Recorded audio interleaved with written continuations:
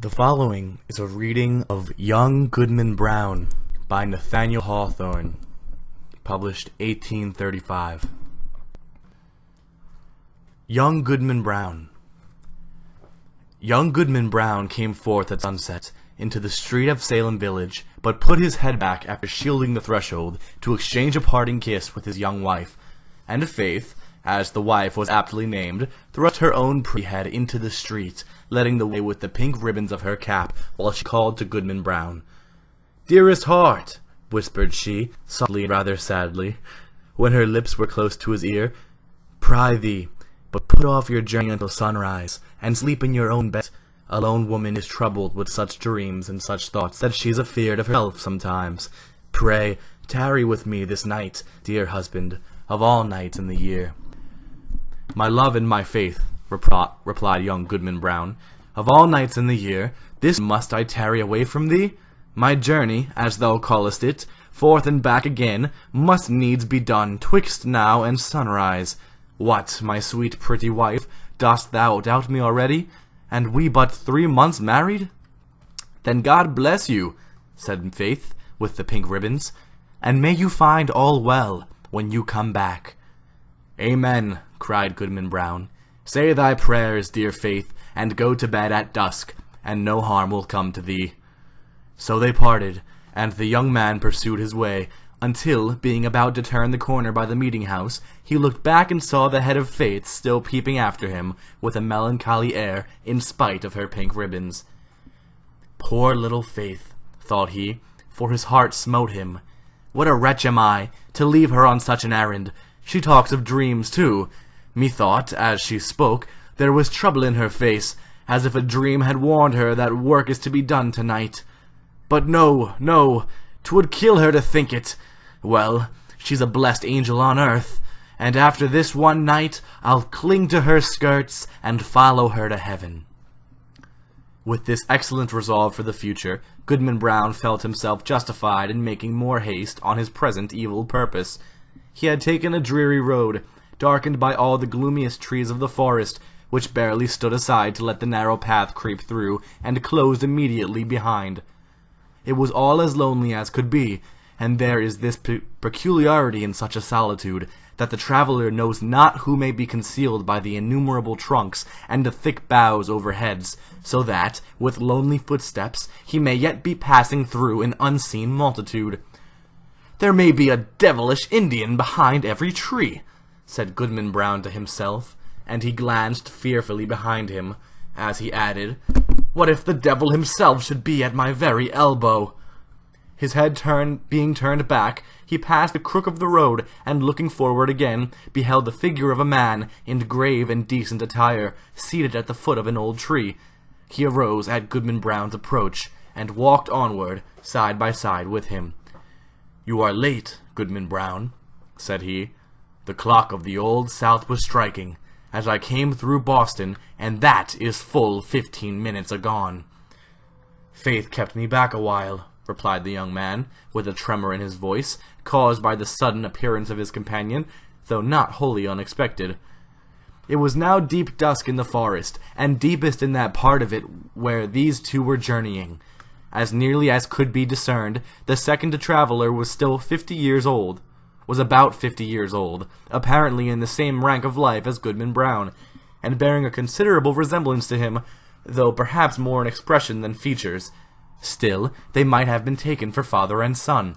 And yet, though the elder person was as simply clad as the younger, and as simple in manner too, he had an indescribable air of one who knew the world, and would not have felt abashed at the governor's dinner table, or in King William's court, were it possible that his affairs should call him thither. But the only thing about him that could be fixed upon as remarkable was his staff, which bore the likeness of a great black snake, so curiously wrought that it might almost be seen to twist and wriggle itself like a living serpent. This, of course, must have been an ocular deception, assisted by the uncertain light. "Come, Goodman Brown," cried his fellow traveller, "this is a dull pace for the beginning of journey. Take my staff, if you are soon weary."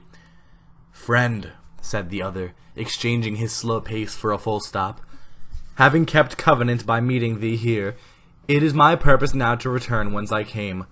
I have scruples touching the matter thou wotst of. Sayest thou so? Replied he of the serpent, smiling apart. Let us walk on, nevertheless, reasoning as we go, and if I convince thee not, thou shalt turn back. We are but away in the forest yet. Too far, exclaimed the good man, unconsciously resuming his walk. My father never went into the woods on such an errand, nor his father before him. We have been a race of honest men and good Christians since the days of the martyrs. And shall I be the first of the name of Brown that ever took this path and kept— Such company, thou wouldst say, observed the elder person, interrupting his pause. Well said, Goodman Brown. I have been as well acquainted with your family as with ever a one among the Puritans, and that's no trifle to say. I helped your grandfather, the constable, when he lashed the Quaker woman so smartly through the streets of Salem, and it was I that brought your father a pitch-pine knot, kindled at my own hearth, to set fire to an Indian village in King Philip's war. They were my good friends. Both and many a pleasant walk have we had along this path, and returned merrily after midnight. I would fain be friends with you for their sake.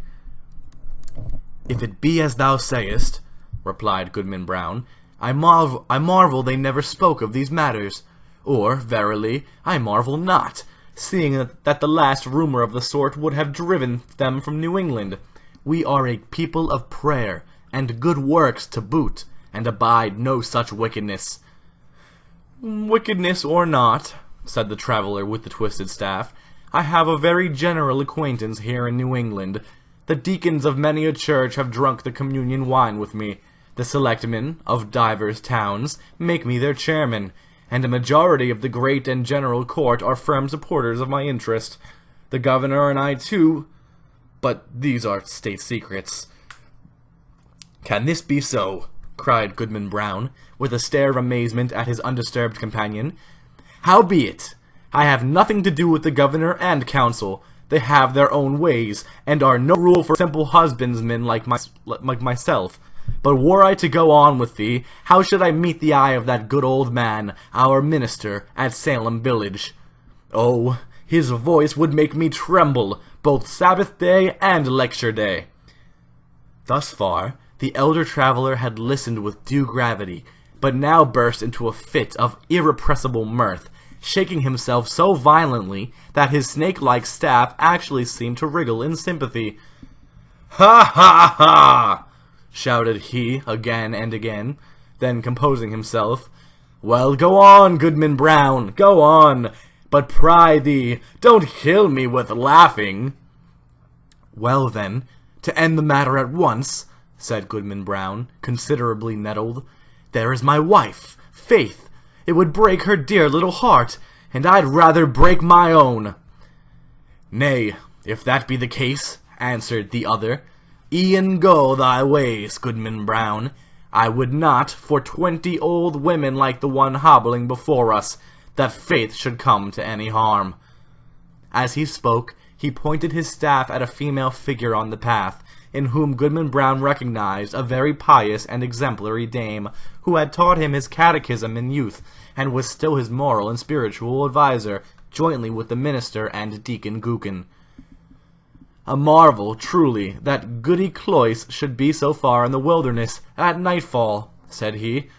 But with your leave, friend, I shall take a cut through the woods until we have left this Christian woman behind. Being a stranger to you, she might ask whom I was consorting with, and whither I was going. Be it so, said his fellow-traveller, betake you to the woods, and let me keep the path. Accordingly, the young man turned aside, but took care to watch his companion, who advanced softly along the road until he had come within a stave's length of the old dame.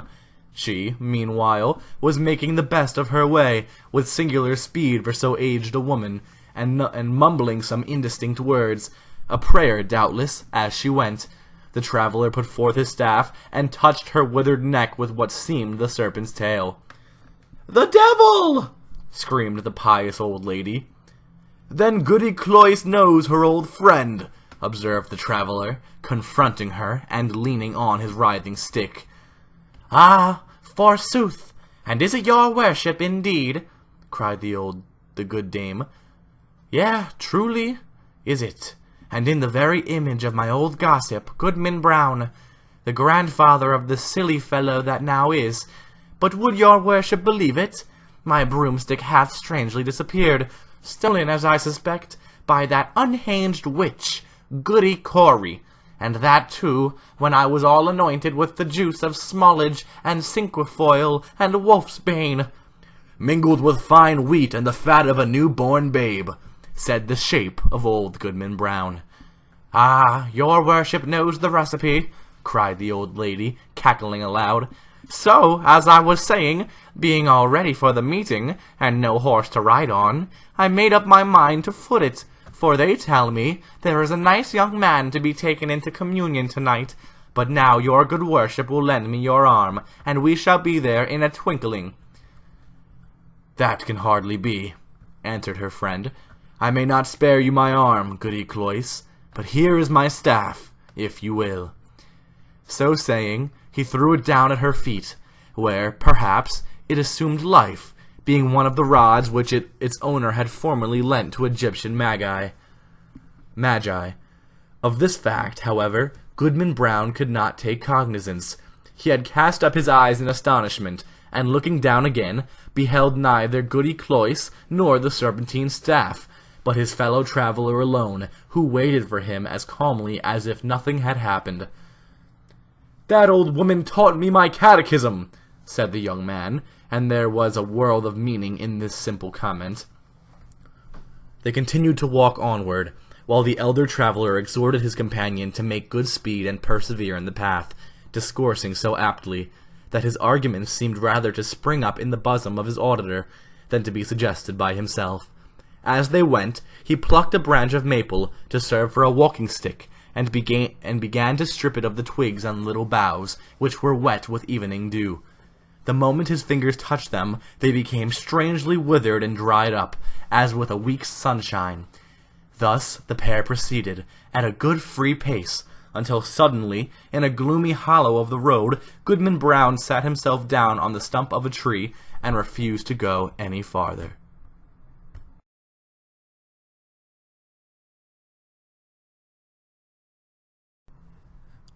"Friend," said he, stubbornly, "my mind is made up. Not another step will I budge on this errand.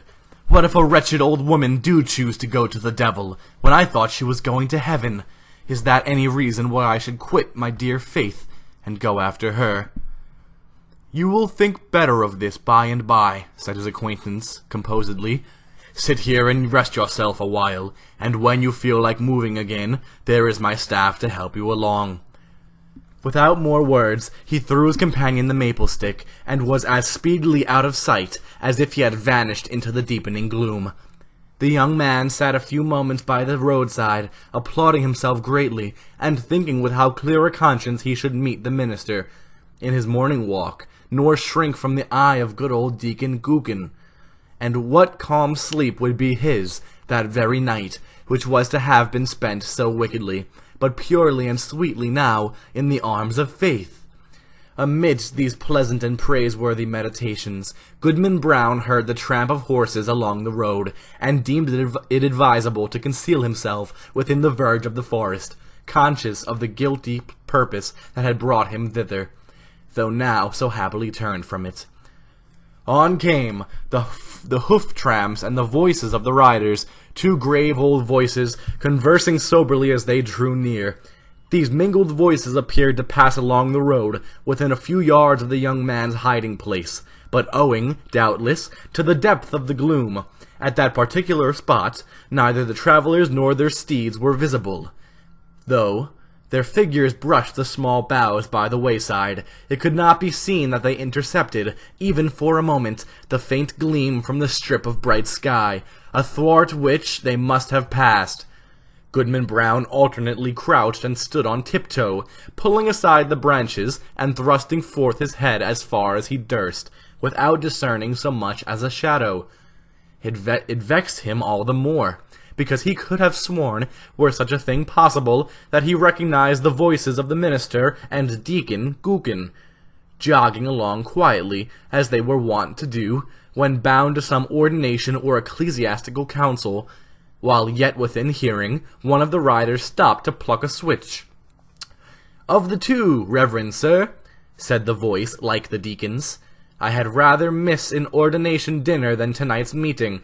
They tell me that some of our community are to be here from Falmouth and beyond, and others from Connecticut and Rhode Island, besides several of the Indian powwows, who, after their fashion, know almost as much deviltry as the best of us. Moreover, there is a godly young woman to be taken into communion." "Mighty well, Deacon Goodman," replied the solemn old tones of the minister. "Spur up, or we shall be late. Nothing can be done, you know, until I get on the ground." The hoofs clattered again, and the voices, talking so strangely in the empty air, passed on through the forest, where no church had ever been gathered, nor solitary Christian prayed. Whither, then, could these holy men be journeying, so deep into the heathen wilderness? Young Goodman Brown caught hold of a tree for support, being ready to sink down to the ground, faint and overburthened with the heavy sickness of his heart. He looked up to the sky, doubting whether there really was a heaven above him. Yet there was the blue arch, and the stars brightening in it. "With heaven above and faith below, I will yet stand firm against the devil," cried Goodman Brown. While he still gazed upward into the deep arch of the firmament, and had lifted his hands to pray, a cloud, though no wind was stirring, hurried across the zenith, and hid the brightening stars. The blue sky was still visible, except directly overhead, where this black mass of cloud was sweeping swiftly northward. Aloft in the air, as if from the depths of the cloud, came a confused and doubtful sound of voices. Once, the listener fancied that he could distinguish the accent of townspeople of his own, men and women, both pious and ungodly, many of whom he had met at the communion table, and had seen others rioting at the tavern. The next moment, so indistinct were the sounds, he doubted whether he had heard aught but the murmur of the old forest, whispering without a wind. Then came a stronger swell of those familiar tones, heard daily in the sunshine, at Salem village, but never, until now, from a cloud of night. There was one voice, of a young woman, uttering lamentations, yet with an uncertain sorrow, and entreating for some favor, which, perhaps, it would grieve her to obtain.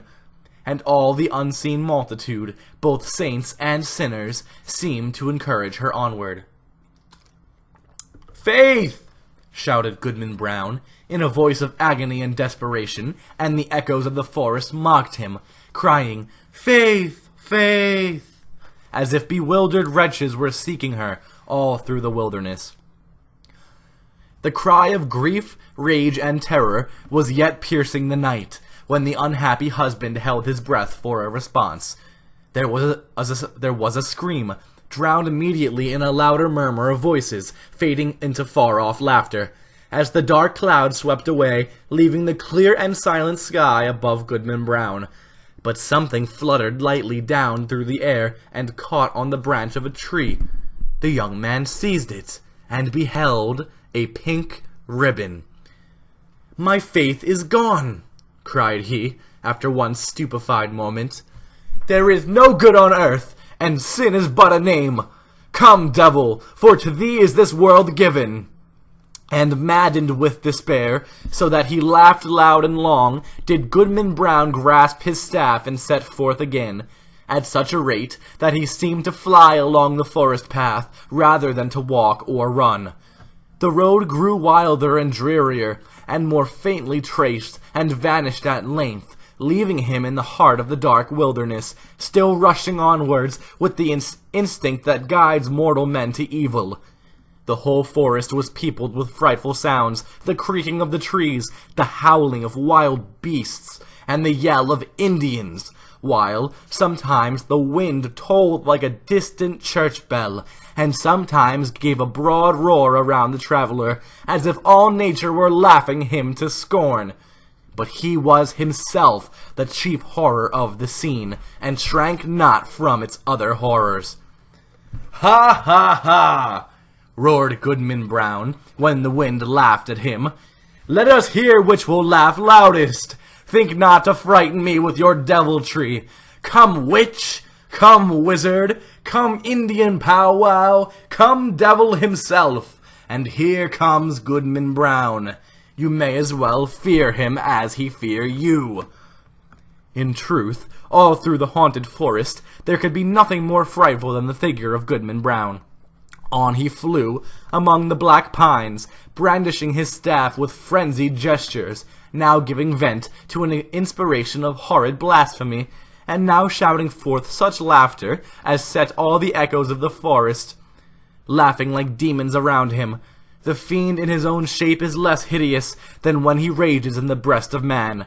Thus sped the demoniac of his course, until, quivering among the trees, he saw a red light before him, as when the felled trunks and branches of a clearing have been set on fire, and throw them up their lurid blaze against the sky, at the hour of midnight. He paused, in a lull of the tempest that had driven him onward, and heard the swell of what seemed a hymn, rolling solemnly from a distance, with the weight of many voices. He knew the tune. It was a familiar one in the choir of the village meeting-house.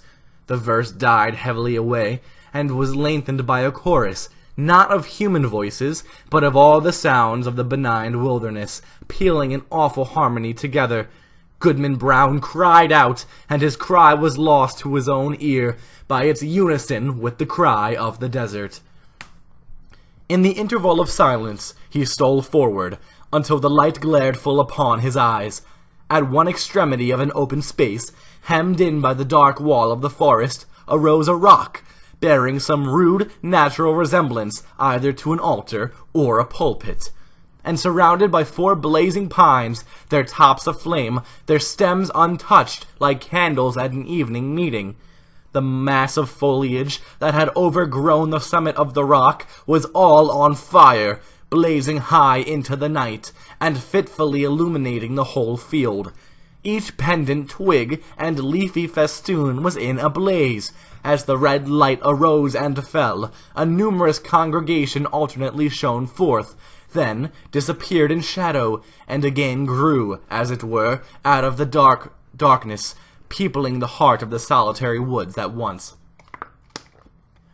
"A grave and dark-clad company," quoth Goodman Brown. In truth they were such.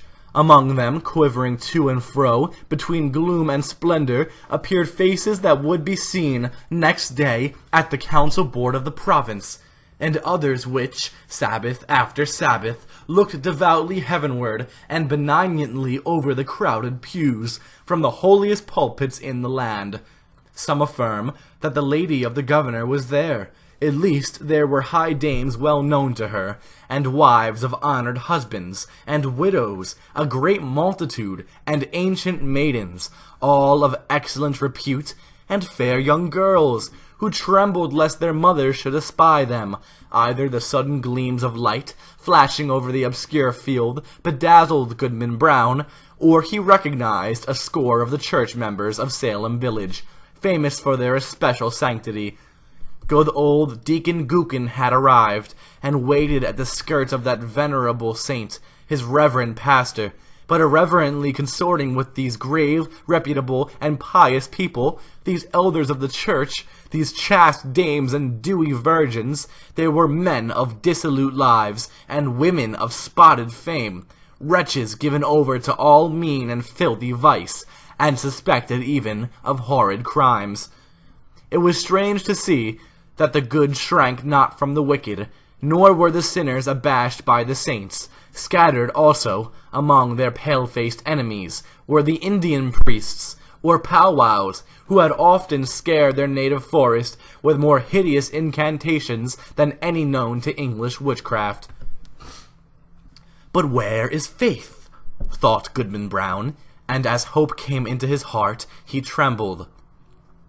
Another verse of the hymn arose, a slow and mournful strain, such as the pious love, but joined to words which express all that our nature can conceive of sin, and darkly hinted at far more. Unfathomable to mere mortals is the lore of fiends. Verse after verse was sung, and still the chorus of the desert swelled between, like the deepest tone of a mighty organ.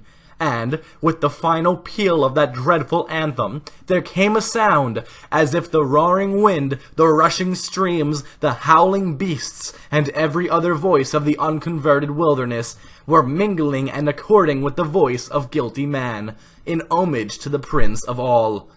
The 4 blazing pines threw up a loftier flame, and obscurely discovered shapes and visages of horror on the smoke wreaths above the impious assembly.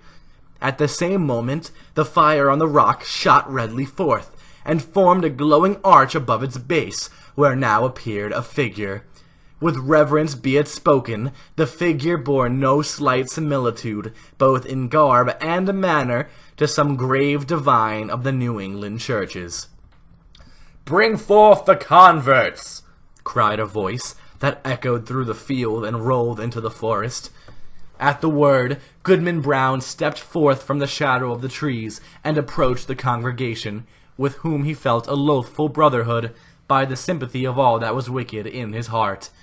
He could have well nigh sworn that the shape of his own dead father beckoned him to advance, looking downward from a smoke wreath, while a woman, with dim features of despair, threw out her hand to warn him back. Was it his mother? But he had no power to retreat one step, nor to resist, even in thought, when the minister and good old Deacon Gookin seized his arms and led him to the blazing rock. Thither came also the slender form of a veiled female, led between Goody Cloyce, that pious teacher of the catechism, and Martha Carrier, who had received the devil's promise to be queen of hell. A rampant hag was she, and there stood she proselytes beneath the canopy of fire. "Welcome, my children," said the dark figure, "to the communion of your race.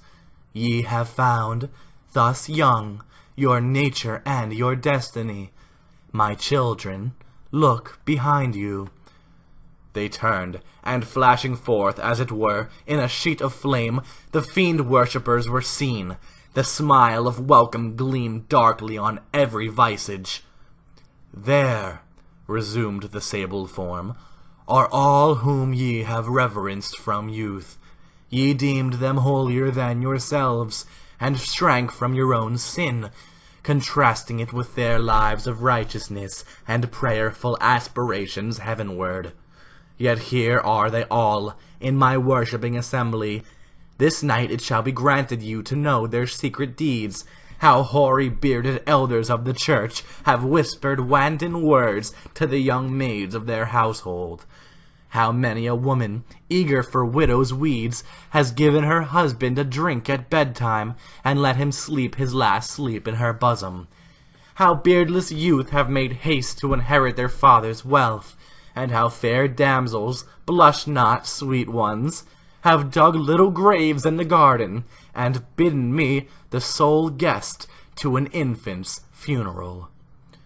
By the sympathy of your human hearts for sin, ye shall scent out all places, whether in church, bedchamber, street, field, or forest, where crime has been committed, and shall exult to behold the whole earth one stain of guilt, one mighty blood spot. Far more than this, it shall be yours to penetrate in every bosom the deep mystery of sin, the fountain of all wicked arts, and which inexhaustibly supplies more evil impulses than human power, than my power at its utmost, can make manifest in deeds. And now, my children, look upon each other." They did so, and by the blaze of the hell-kindled torches, the wretched man beheld his faith, and the wife her husband, trembling before that unhallowed altar. "Lo, there ye stand, my children," said the figure, in a deep and solemn tone, almost sad with its despairing awfulness, as if once angelic nature could yet mourn for our miserable race. Depending upon one another's hearts, ye had still hoped that virtue were not all a dream. Now are ye undeceived. Evil is the nature of mankind. Evil must be your only happiness. Welcome again, my children, to the communion of your race. Welcome! Repeated the fiend worshippers in one cry of despair and triumph. And there they stood, the only pair, it seemed, who were yet hesitating on the verge of wickedness in this dark world. A basin was hollowed, naturally, in the rock. Did it contain water, reddened by the lurid light? Or was it blood? Or perchance a liquid flame? Herein did the shape of evil dip his hand, and prepare to lay the mark of baptism upon their foreheads, that they might be partakers of the mystery of sin, more conscious of the secret guilt of others, both in deed and thought, than they could now be of their own. The husband cast one look at his pale wife, and Faith at him. What polluted wretches would the next glance show them to each other, shuddering alike at what they disclosed and what they saw. "Faith! Faith!" cried the husband. "Look up to heaven, and resist the wicked one!" Whether Faith obeyed, he knew not. Hardly had he spoken, when he found himself amid calm night and solitude, listening to a roar of the wind, which died heavily away through the forest. He staggered against the rock, and felt it chill and damp, while a hanging twig, that had been all on fire, besprinkled his cheek with the coldest dew. The next morning, young Goodman Brown came slowly into the street of Salem village, staring around him like a bewildered man. The good old minister was taking a walk along the graveyard to get an appetite for breakfast and meditate his sermon, and bestowed a blessing, as he passed, on Goodman Brown. He shrank from the venerable saint, as if to avoid an anathema. Old Deacon Gookin was at domestic worship, and the holy words of his prayer were heard through the open window.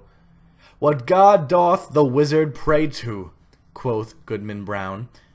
Goody Cloyce, that excellent old Christian, stood in the early sunshine, at her own lattice, catechizing a little girl, who had brought her a pint of morning's milk. Goodman Brown snatched away the child, as from the grasp of the fiend himself.